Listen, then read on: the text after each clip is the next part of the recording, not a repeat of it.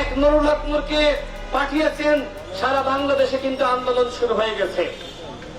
যদি মনে করেন যে আপনারা আরেকটি ১১ তৈরি করার মাধ্যমে আপনারা ক্ষমতা দখল করবেন, যে বা যারা এই চিন্তা করছেন, আপনাদের চিন্তা কোনোভাবেই সফল হবে না। এদেশের জনগণ ফখরুদ্দিন মঈনুদ্দিনকে মেনে নেয়নি, এদেশের জনগণ হাসিনাকে মেনে নেয়নি, এদেশের জনগণ ইয়াহিয়াকে মেনে নেয়নি। সুতরাং এদেশের জনগণ যারা আগামীতে আরেকটি ১১ গঠন করার স্বপ্ন দেখছে, তাদেরকে গ্রহণ করবে না। বরং আমি তাদের উদ্দেশ্যে বলতে চাই, জনগণের কাতারে আসুন, জনগণের পাশে থাকুন, জনগণের মতামতকে উপেক্ষা করে যারা এই ক্ষমতাকে দখল করতে চাবেন, তাদের পরিণতি কিন্তু হাসিনার মতো হবে।